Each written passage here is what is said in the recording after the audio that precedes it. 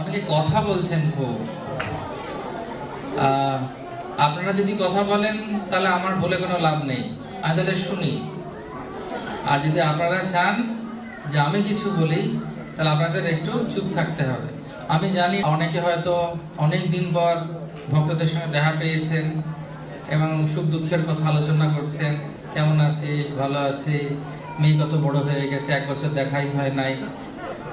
সেই কথাগুলো আজকে প্রোগ্রামের শেষে বলবেন। হ্যাঁ, আর বাচ্চারা যারা যারা আছে তাদেরকে একটু সামনে রাখুন, তাহলে আমরা ভালো করে শুনতে পারবো। কারণ যে যত বেশি ভালো শোনে তার তত মঙ্গল হয়, এটা ভগবান সব জায়গায় এই কথা বলেছেন। তো আপনারা কি রাজি আছেন চুপ করে থাকতে? না, আপনারা তো চুপ, কোথায় চুপ করে নেই তো, কোনো কথা বলবেন না। আমি শুধু যখন জিজ্ঞেস করব শুধু একবার হরে কৃষ্ণ বা হরি বলে উত্তর দেবেন। সবাই রাজি? মাতাজিরা একদমই চুপ করে গেছে, এ বলুন হরি বল। Thank you. তো আজকের একটা বিশেষ টপিকের উপর আলোচনা হচ্ছে বা বিষয়ের উপরে। সেই বিষয়টি হচ্ছে মানি ইজ হানি। তো আমি কিছুদিন আগে জগন্নাথ পুরী মন্দিরে গেছিলাম। তো ওখানে যখন গেছি তো কয়েকজন পান্ডা মাথায় বাড়ি মারে না। কারা কারা পুরী গেছেন? আচ্ছা, কারা কারা যেতে চান? আমরা সবাই যেতে চাই। জগন্নাথ স্বামী কি। তো তারা ডান্ডা মারে মাথায়, আঘাত দেওয়ার জন্য নয়, ওটা বলে যে ডান্ডা মারলে বৈকুণ্ঠের দরজা খোলে।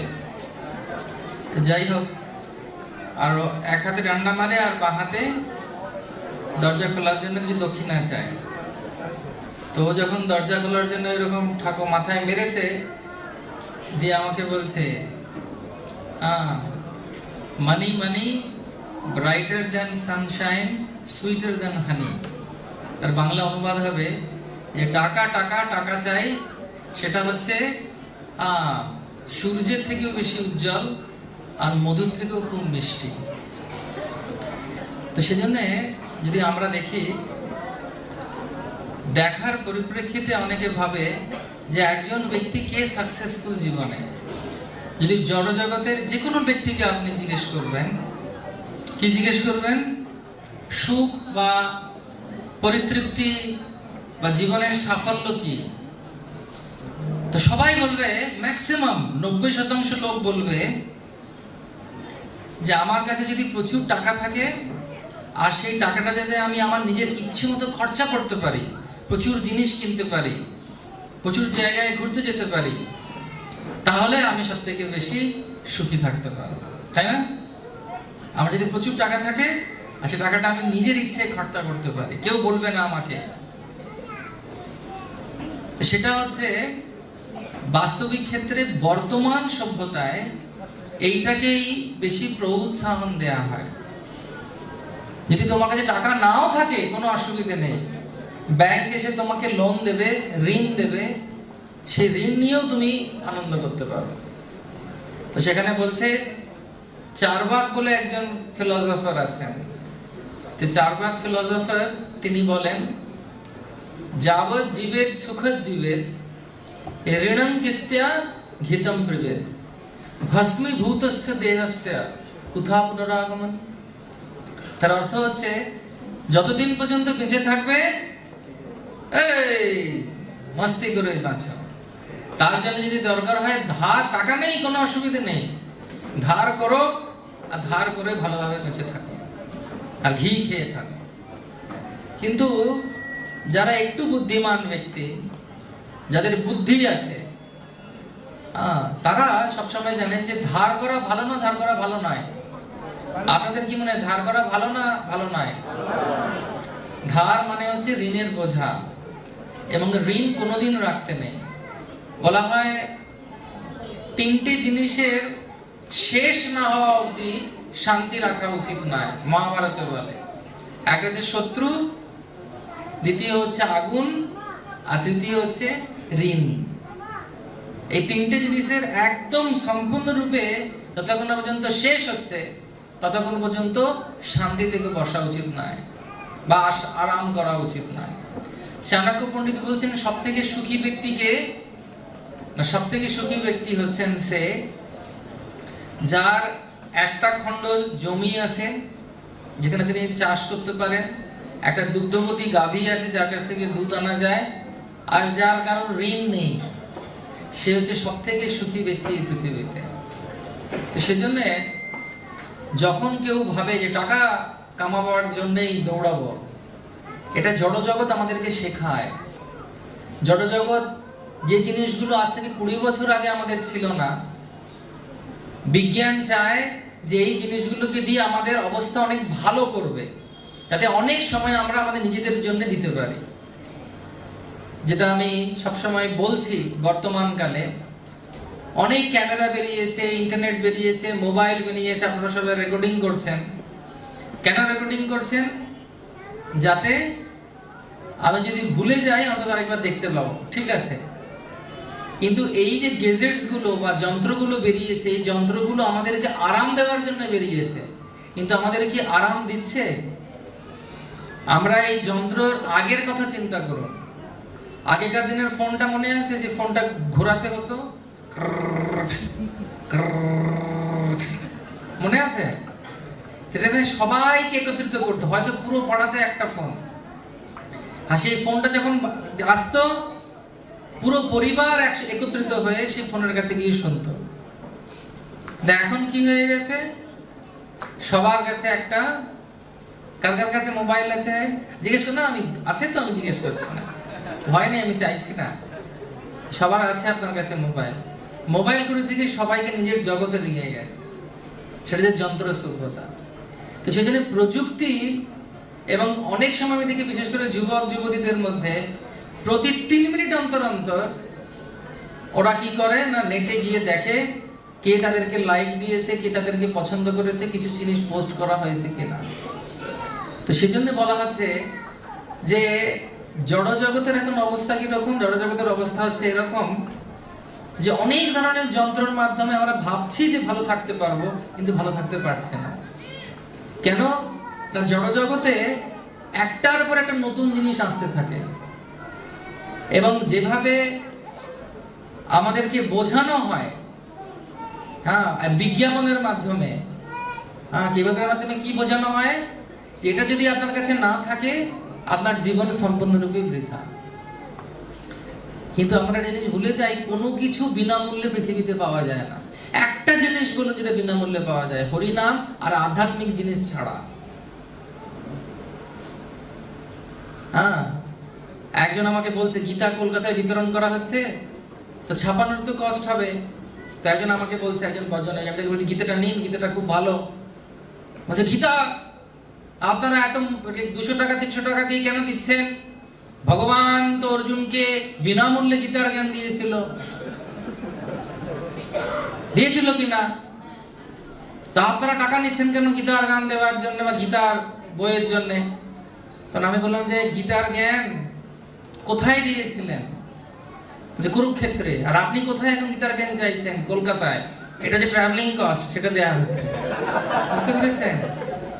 তো বক্তব্য হচ্ছে যে মানুষের কাছে যুক্তি অনেক, কিন্তু সত্যি কথা যে আধ্যাত্মিক জিনিস সম্পূর্ণরূপে ফ্রিতে পাওয়া যায়, বাকি কোনো জিনিসে ফ্রি নেই। যেমন লোকাল ট্রেনে দেখবেন অনেক সময়, কিছুদিন আগে একজন লোক পাখা বিক্রি করছে। কি বিক্রি করছে? পাখা বলছে 10 টাকার পাখা সারা জীবন যাবে। একজন ব্যক্তি কিনেছে, 2 বার পাখা করেছে, পাখা ভেঙে গেছে। বলছি কি রে, ভেঙে গেল? তুই তো বললে সারা জীবন যাবে। বলছে না, এর শর্ত আছে পাখাটা। যে কি? পাখাটা সোজা ধরতে হবে, শক্ত করে মাথা নাড়াতে হবে, তাহলে এটা সারা জীবন যাবে। তো সেই জন্য অনেক সময় আমরা ভাবি যে বিজ্ঞাপন দেখে আমরা উৎসাহ পাই যে এটা যদি আমি পেয়ে যাই আমার জীবনে আর কিছু লাগবে না, কিন্তু আমরা ভুলে যাই ছোট্ট একটা অক্ষর লেখা থাকে ওখানে, কি? Conditions applied. এর শর্ত আছে এর ভেতরে, সেটা খুব ছোট থাকে। রেডিওতে অ্যাডভার্টাইজমেন্ট শুনবেন, এই এই এই এই এটা হবে, ওটা হবে, ওটা হবে, শর্ত সাপেক্ষে। সেটা খুব আস্তে করে বলে দেয়। লোকে ভাবে কি, এই গাড়ির সঙ্গে যখন অ্যাডভার্টাইজমেন্ট দেয়, গাড়ির ছবি দেখবে, দরজা খুলছে একজন সুন্দরী, বলছে এই কি গাড়ি চালাবার জন্য গাড়ির সঙ্গে ফ্রি আসবে নাকি? কিন্তু তা নয়। তো সেই জন্য বলা হয় যখন জড়জগতের মধ্যে কেউ জীব আসে বা এই জড়জগৎ কিভাবে চলে না প বর্গের মধ্যে চলে। প বর্গের মধ্যে মানে কি, এই যে টাকা কামাবার জন্য আমাদের উৎসাহ দেয়। কেন উৎসাহ দেয়? ভুল ভাবে। কারণ টাকা সবকিছু আনতে পারে না, সুখ আনতে পারে না, আনন্দ আনতে পারে না। সে সম্পর্কে আমরা পরে আলোচনা করব। তা আমরা যদি ভাবি যে এই অ্যাডভার্টাইজমেন্ট বা বিজ্ঞাপন দেখে লোকের ছুটছে ওর পেছনে। তো একটা রাজা একবার বলেছে আমার অনেক জমি আছে, যে সূর্যোদয় থেকে সূর্যাস্ত অবধি দৌড়াবে তার পেছনে পতাকা নিয়ে আমার সেনারা দৌড়াবে। সূর্যোদয় থেকে দৌড়ানো শুরু হবে এবং বৃত্তাকারে যে জায়গাটা সে দৌড়ে আসতে পারবে, যতটা জায়গা সে দৌড়াতে পারবে সে জায়গাটা তার, সূর্যাস্তের মধ্যে ফিরতে হবে। ভালো না? তো লোক দৌড়া শুরু করেছে, ready on your mark get set go. দৌড়াতে শুরু করেছে, 100 জন দৌড়াচ্ছিল। কেউ একটা চক্র করে ফিরে এসেছে, কয়েক বিঘা লাস্টে দেখছে একজন 3টে 4টে হয়ে গেছে, সূর্য অস্ত যাচ্ছে, সে দৌড়ে যাচ্ছে, আমার আরো চাই, আমার আরো চাই।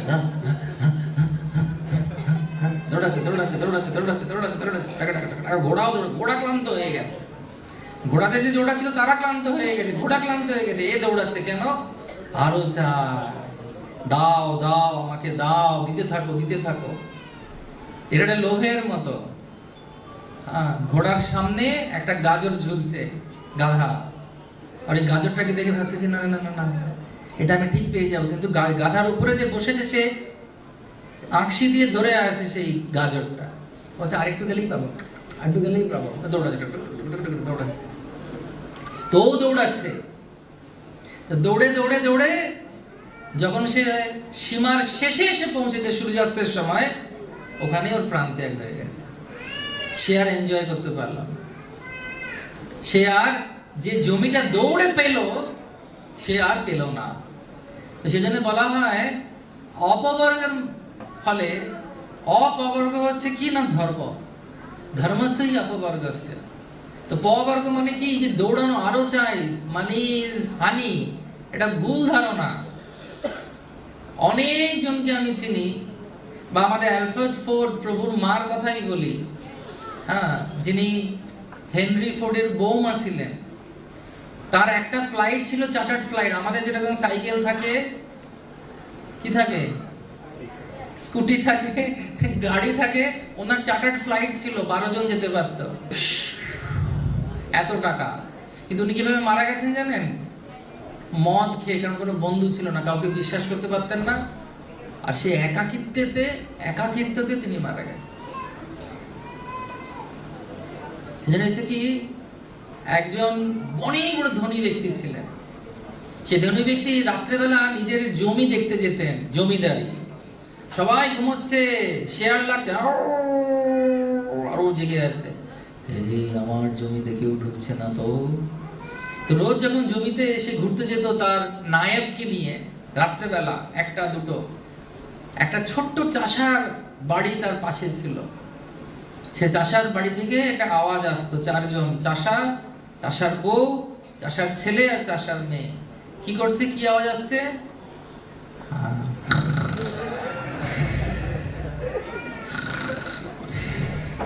আর এ ঘুরছে। তখন ওর খুব হিংসে হতো এই চাচাটাকে দেখে, যে এর ঘুম আমি ভাঙাবো কেমন করে। তো নায়ক বলছে বেশি কিছু নয়, 99টা সোনার মোহর দিন, এর ঘুম আমি উড়িয়ে দেবো। তো পরের দিন সকালবেলা করেছে কি, ঘুম থেকে ওঠার আগে সে চাষার বাড়িতে এই নায়েব করেছে কি নিয়ে এই 99টা মোহর সে করেছে কি, অন্য জায়গায় গিয়ে ওর বাড়ির সামনে রেখে দিয়েছে। বাড়ির সামনে রেখে দিয়েছে, বাড়ির সামনে যখন রেখে দিয়েছে, সকালবেলা ঘুম থেকে উঠেই প্রথমে পেয়েছে মোহর, আর গুনে যাচ্ছে। তারপরে সে সবার সঙ্গে দুর্ব্যবহার করা শুরু করেছে, রাতের ঘুম উড়ে গেছে। শুধু রাতের ভাড়াতে তখন রাত্রেবেলা আওয়াজ আসছে, ঠং ঠং ঠং ঠং, কি না গুনছে। কত গুনছে? 99। 100 কিভাবে করবো? তো ঘুম চলে গেছে।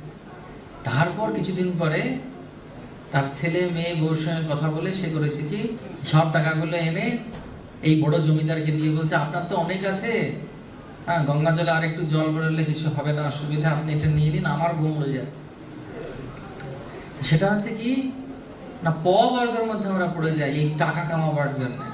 দরকার আছে টাকা কামানো, সেটাও বলবো, কিন্তু শুধুমাত্র টাকা সুখের জন্য টাকা কামানো এটা মূর্খতা। তখন কি হয়, প বর্গ মানে প প ব ভ ম। প বর্গের ফলে কি হয় না, পরিশ্রম করে, খুব পরিশ্রম করে, ব্যস্ত থাকে সারাদিন সারা রাত। হ্যালো, হ্যাঁ কোথায় হয়েছে, মাল পৌঁছেছে, ও এর গাড়িটা আটকে গেছে, হ্যাঁ ঠিক আছে, হ্যালো হ্যাঁ কোথায়, ব্যাংকে জমা দিয়েছো, খুব ব্যস্ত ব্যস্ত ব্যস্ত। প বর্গ পরিশ্রম করতে করতে ফতে মুখে ফেনা, খাওয়া দাওয়া নেই, কিছু নেই, পেট শুকিয়ে যাচ্ছে, মাথা ধরছে, কেন, মুখে ফেনা বেরিয়ে আসছে, এত পরিশ্রম কেন, ওই যে গাড়িটা বউ চেয়েছে। কারণ আশা বাড়ে না। আমাদের একজন ব্যক্তি খুব বড় অফিসার, ওরকম ফোন করে বলে দেন, আমার বউয়ের অমুক মডেলের যে গায়ে জামাটা ছিল ওটা পছন্দ হয়েছে, আমি যখন চাকরি করতাম, ওটা আমার চাই। কারণ আশা বেড়ে যায়। হাজব্যান্ড আর ওয়াইফ বা প্রেমিক প্রেমিকা আশা প্রচুর, টাকা না হলে হবে কেমন করে।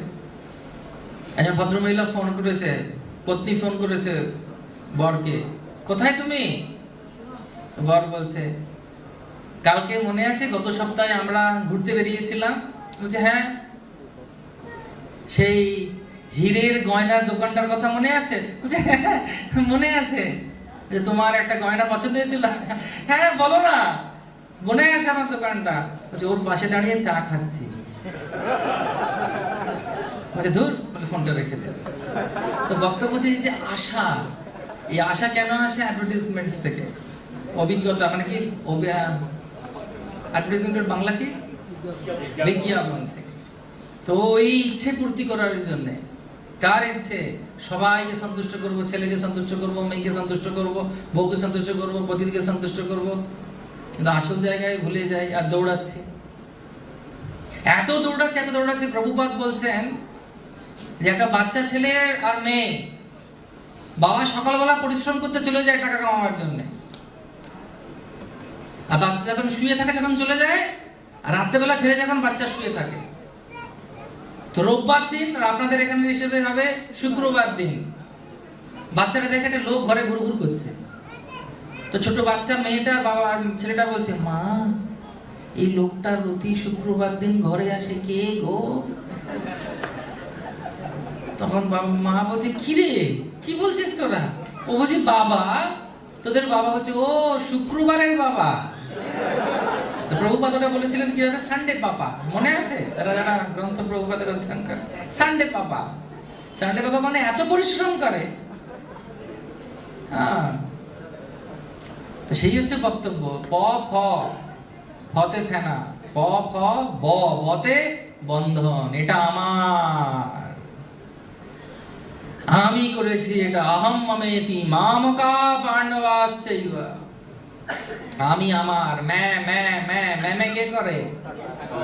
ছাগল। যখন তুলো ঝাড়া হয়, তুলো যখন ঝাড়া হয়, যখন ছাগল বেঁচে থাকে তখন মে মে করে, মে মে মে মে, আমি আমি আমি আমি। কিন্তু যখন ছাগল মারা যায়, ওর তন্ত্র, পেটের যে কি আছে অন্ত্রটি, অন্ত্রটিকে কি বলে, পৌষ্টিক তন্ত্র, সেটাকে শুকিয়ে তুলো ঝাড়া হয়। তুলো ঝাড়া দেখেছেন? তুলো ঝাড়ে না, লেপ কম্বল তৈরি করার সময় তুলো ধনে, ওটা ছাগলে নাড়ি দিয়ে ধনে। তখন আওয়াজ কি বেরোয় জানেন? তুম তুম তুম তুম তুম, মানে তুমি তুমি তুমি, আমি নয় কৃষ্ণ, তুমি তুমি তুমি। বেঁচে থাকলে কি বলে? ম্যা ম্যা ম্যা। মরার পর আওয়াজ কি আসে? তুম তুম তুম তুম তুম। তো প ফ ব ভ, ভতে মনে হচ্ছে কি ভয়, আমার নিয়ে নেবে না তো কেউ, হে নিয়ে নিল, ও নিয়ে নিল। ছোট ছোট জিনিস, এই পাশের পুঁই শাকের ডাল আর লাউয়ের ডাল ওইদিকে পড়েছে, মারছেন কতটা পানা নিয়ে নেওয়া যায়, কেন? ওটা ওর, আমি যদি একটু তাকে ইন্দ্রিয় ভোগ করে নিই, অসুবিধে কি আছে? দেবো কেন? ওই যে প ফ ব, পতে কি, আমি একা বললে হবে না, পতে, ফতে, বতে, ভতে, ভয়ের জন্য আমরা ইন্স্যুরেন্স করি, চলে যেন না যায়, চলে যেন না যায়, চলে যেন না যায়। প প ব ভ, আর মতে তাই গৌর প্রেমানন্দ তিনি চলে গেলেন, চলে গেলেন, চলে যেতে হবে সবাইকে। কেন চলে গেলেন? কোম্পানিতে রেট পড়েছে, অনেক টাকা নিয়ে লোক পালিয়ে গেছে, এবং শেষ সময় যদি কৃষ্ণ স্মরণ না হয়, আবার পুনরপি জননম পুনরপি মরণম পুনরপি জননী জঠরে শয়নম ওই সংসারে বহু দুস্তারে কৃপা পারে। একজন বিশাল বড় ধনী ব্যক্তি, বিশাল বড় মুদির দোকান, সে মারা যাচ্ছে। মারা যাবার সময় তার পাশে আশেপাশে লোকেরা এসেছে, বাড়ির ঘর দোর, বউ, মা বাবা সবাই আছে, মানে তার পুত্র কন্যা সব রয়েছে, জামাই। তো সে জিজ্ঞেস করছে, আমার চাকর রামু কোথায়? যে যে বাবু আমি এখানে। আমার ছোট ছেলে কোথায়? বাবা আমি এখানে। আমার ছোট বৌমা কোথায়? এই যে বাবা আমি এখানে। বলে, আরে তোরা সবাই এখানে আছিস, তাহলে দোকানে কি আছে? চুরি হয়ে যাবে তোরে। বলে মারা গেছে। আর সে দোকানের কথা স্মরণ করে মরে গেছে বলে পরের জন্মে ওই দোকানে, মুড়ি দোকানে ইঁদুর হয়ে জন্মেছে। হরি বল। জানিয়া শুনিয়া যদি বিষ খায় তাহলে কেমন করে হবে? তো সেজন্যই বলা হচ্ছে ধর্মস্যহি অপবর্গস্য। ধর্মস্যহি অপবর্গস্য কথাটা হচ্ছে, ধর্ম কি না, আমাদের প্রকৃত ধর্ম হচ্ছে ভালোবাসা কাউকে। তো ভালোবাসা কথার অর্থ কি? কাকে ভালোবাসতে হবে? ভগবানকে ভালোবাসতে হবে। এবং ভগবানের উদ্দেশ্যে যখন আমরা কোনো কিছু করি, সেটা আমাদের প্রকৃতপক্ষে আনন্দের সুরাহা হয়। সেজন্য বলা হচ্ছে ভক্ত হিসেবেও আমাদের রোজগার থেকে যে দূরে থাকতে হবে তা নয়, আমাদের অর্থের দরকার আছে, হ্যাঁ কি না? সেজন্য সামত্যম, ভগবান ভগবদ্গীতায় বলছেন একটা শব্দ সামত্যম, ব্যালেন্সিং এর দরকার। পুরো সৃষ্টি আস্তে আস্তে, পুরো সৃষ্টি চলে কিন্তু হচ্ছে ব্যালেন্সিং এ। সেজন্য ভক্তদের মাঝে অনেক সময় দেখা যায় কেউ খুব বেশি রোজগার করার জন্য দৌড়াচ্ছে, আবার কেউ খাবি ছেড়ে দিয়ে বলছে না না আমি আর গৃহস্থ হব না, বা গৃহস্থ কি হবে, সব ছেড়ে দিয়ে আমি মানে সব ছেড়ে দিয়ে কি ভক্ত হয়ে গিয়ে একেবারে জঙ্গলে গিয়ে থাকবো। সেটাও দরকার নেই। আমাদের সবাইকে জিনিসটা বুঝতে হবে, আমাদের রোজগারের দরকার আছে করা, কিন্তু শুধুমাত্র রোজগারের কথা চিন্তা করলে চলবে না, কারণ আমরা ভক্তিতে এসেছি। সেজন্য প্রত্যেকটা জিনিসে ব্যালেন্স করে চলতে হবে। ব্যালেন্সের আমি একটা উদাহরণ দিচ্ছি। সূর্যের যদি খুব কাছে আমরা থাকতাম, তাহলে কি হতো? পৃথিবীতে সূর্যের খুব কাছে থাকতো, কি হতো? সূর্যের খুব খুব কাছে থাকলে কি হতো পৃথিবীর অবস্থা? আমরা পুড়ে যেতাম। আর যদি খুব দূরে থাকতাম কি হতো? আমরা শীতল হয়ে ঠান্ডা হয়ে মারা যেতাম। এমন একটা জায়গায় আমরা আছি ব্যালেন্স করে, যার মাধ্যমে আমরা ভালোভাবে বেঁচে থাকতে পারছি। সমুদ্র কত দূর আছে? তত দূর বেঁধে দেওয়া হয়েছে প্রকৃতির থেকে, তার বেশিও আসবে না, তার কমও আসবে না। ঠিক সেরকম ভাবে যখন আমরা ভক্ত হয়েছি, আমাদের সবকিছু অ্যাডজাস্টমেন্ট করতে হবে ভক্তিকে ঠিক রেখে। কোন সময় আমরা জপ করছি, কোন সময় আমরা ভগবানের গ্রন্থ অধ্যয়ন করছি, কোন সময় আমরা আরতি করছি, কোন সময় আমরা ভগবান সম্পর্কে সেবা করতে আসছি, সেটা ব্যালেন্স রাখতে হবে। সেটাকে আগে সময় দিতে হবে, তাহলে বাকি জিনিসগুলো সব ঠিকঠাক চলবে। আবার আমাদের এটাও বুঝতে হবে যে জড় জগতে থাকতে গেলে আমার দরকার আছে অর্থ উপার্জন। যেটা চৈতন্য মহাপ্রভু বলেছেন, 50% পরিবারের জন্য রাখতে, 25% রাখতে এমার্জেন্সির জন্য, এবং 25% রাখা উচিত অর্থ বিষ্ণু সেবার জন্য, দান করা উচিত। তো সেই জন্য আমাদের কি করা উচিত না, আমাদের রোজগার করতে হবে, কিন্তু কার কিসের জন্য রোজগার করতে হবে? উদ্দেশ্য কি হওয়া উচিত? যাতে আমার ভক্তি লাইফও ভালো চলে আর আমার মেটেরিয়াল লাইফও ভালো চলে। অর্থাৎ আমার থাকা খাওয়া এই ব্যাপারে যদি আমরা নজর না দিই, কিন্তু আমরা সঠিকভাবে ভালোভাবে জীবনযাপন করতে পারবো না। টাকার দরকার আছে, তাই নয় যে টাকাই আমাদের সবকিছু। যদি নারায়ণের সেবা করা হয় সঠিকভাবে, মা লক্ষ্মী এমনিতেই আসবেন। অনেকে আমাকে জিজ্ঞেস করে, এত সুন্দর মায়াপুর, এত সুন্দর বৃন্দাবন, এত সুন্দর উৎসব রথযাত্রা কলকাতা কেমন করে হয়? যে অসুবিধা কি আছে? যেখানে জগন্নাথ আছেন সেখানে তো মহালক্ষ্মী থাকবেনই, কিন্তু তার জন্য পরিশ্রম করতে হবে। কিন্তু শুধুমাত্র অর্থ উপার্জনের জন্য দৌড়ানো, এটা মূর্খতা। সেটা ধর্মস্থই অপবর্গস্থ, সেটা সবসময় মনে রাখা উচিত।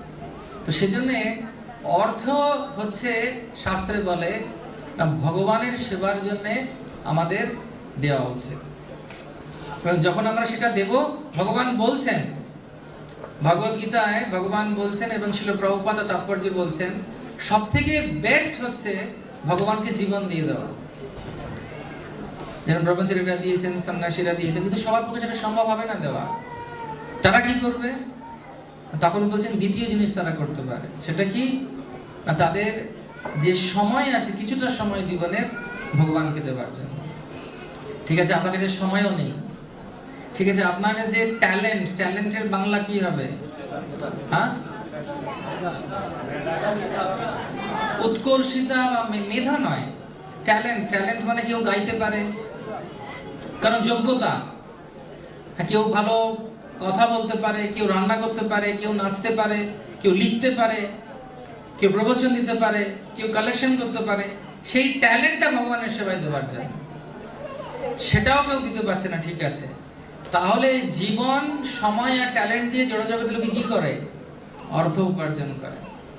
এবং সেই অর্থের একটা অংশ যখন আমরা ভগবানের সেবায় দিই, তখন আমাদের যে অর্থ উপার্জন করছি আমরা, সেটা শুদ্ধতা লাভ করে। যেরকম শাস্ত্রে বলছে, কালেনা স্থান শৌচব্যম সংস্কার তপচর্যয়া। নন্দ মহারাজ যখন কৃষ্ণের জন্মগ্রহণ করেছিলেন, তিনি অনেক দান করেছিলেন। কেন দান করেছিলেন? না, দানের মাধ্যমে আমাদের যে অর্থ আমরা রোজগার করছি সেটা শুদ্ধতা লাভ করে। শরীর শুদ্ধ হয় স্নান করলে, সুতির বস্ত্র শুদ্ধ হয় জল দিলে, বাসন শুদ্ধ হয় কাদা দিলে, মন শুদ্ধ হয় মন্ত্রের মাধ্যমে। আর অর্থ যেটা আমরা উপার্জন করছি সেটা শুদ্ধ হয় যখন আমরা বিষ্ণু সেবায় দান করতে পারি। তো ভগবানও দেখেন, আমরা যারা সময় দান করি, কি মনে মানসিকতায় দান করা উচিত? এই মানসিকতায় দান করা উচিত যেরকম বলি মহারাজ দিয়েছিলেন। কিরকম দান করা উচিত? না, ভগবান দেখেন না যে আপনি কি দিচ্ছেন, ভগবান দেখেন না যে আপনি কি দিচ্ছেন, ভগবান কি দেখেন? যে আপনি কি রেখে দিয়েছেন আপনার কাছে, কোনটা দিলেন না। রামায়ণে তার উদাহরণ আছে রোমপাদ মহারাজ। কারণ রামায়ণ শুনেছিলেন, 3 দিনের রামায়ণ হয়েছিল। রোমপাদ মহারাজ তিনি একজন ব্রাহ্মণকে দেবার সময় চিন্তা করলেন, আরে এই ব্রাহ্মণ এত বড় হিরে নিয়ে কি করবে, তুমি রেখে দিয়ে ছোট হিরে দিয়েছিলেন, কিন্তু তাতে তার পরবর্তীকালে অসুবিধা হয়। সেজন্য যাই হোক, আমার বক্তব্য হচ্ছে, মানি ইজ হানি ভক্তদের জন্য নয়, আমাদের সমর্থ্যম রাখতে হবে। আমাদের সবকিছুরই উদ্দেশ্য হচ্ছে ভগবানকে ভালোবাসা। কিন্তু রোজগার করার প্রয়োজনীয়তা আছে। কেন না, আপনারা সবাই গৃহস্থ ধর্ম পালন করছেন, এবং সেই গৃহস্থ ধর্মের প্রত্যেকটি জীবের 2টি ধর্ম আছে। একটা হচ্ছে শাশ্বত ধর্ম, একটা হচ্ছে নিত্য নৈমিত্তিক ধর্ম। মনে থাকবে? কটা ধর্ম আছে জীবের? 2টো। প্রথমটা কি আর দ্বিতীয়টা কি? নিত্য নৈমিত্তিক ধর্মটি। শাশ্বত ধর্ম হচ্ছে জীবের স্বরূপ হয় কৃষ্ণের নিত্য দাস। আর নিত্য নৈমিত্তিক ধর্ম হচ্ছে বর্ণ এবং আশ্রম হিসেবে যে ধর্ম হয়। অর্থাৎ বর্ণ কটি? 4টি। বর্ণ কি কি? ব্রাহ্মণ, ক্ষত্রিয়, বৈশ্য, শূদ্র। আর আশ্রম কটি? কি কি 4টি? ব্রহ্মচর্য, গারস্থ, বানপ্রস্থ, সন্ন্যাস। এই 4টে ধর্ম, 4টে যে বর্ণ এবং আশ্রম, তারও একটা ধর্ম আছে। সেজন্য যেহেতু আপনারা গৃহস্থ, আপনাদেরকে পরিবার পরিজনদেরকে রক্ষা করতে হবে, এবং তদুপরে, তার উপরে আপনাদেরকে ভগবানের সেবার জন্যও সম্পূর্ণরূপে তৈরি থাকতে হবে। এটা হচ্ছে proper balancing. Too much of everything is not good. সব মাত্রায় বেশি মাত্র করা উচিত না। এমন পরিশ্রম করলেন, শরীর অসুস্থ হয়ে গেল, তাহলে সেবা করবেন কেমন? অনেক সময় আমি দেখি আমাদের আশ্রমেও ব্রহ্মচারীরা বা সন্ন্যাসীরা বা গৃহস্থ প্রভুরা বা গৃহস্থ মাতাজিরা প্রচুর পরিশ্রম করেন, তারপরে একদম অবস্থা খারাপ। তা আমি এদেরকে একটা কথাই বলি যে এমন ভাবে চালান এতে অনেক দিন অবধি আপনি চালাতে পারবেন সুস্থ থেকে। তো সেজন্য আমাদের এই জিনিসটা খুব ভালো করে শিল প্রভুপাদও বলেছেন। যে আমাদের প্রভুপাদ একজনকে বলছেন, প্রভুপাদকে একজন জিজ্ঞেস করেছে, প্রভুপাদ আমি কি গণেশ রাখতে পারি বাড়িতে? কারণ প্রভুপাদ মজা করে বলছেন, কেন তুমি কি ব্যবসায়ী?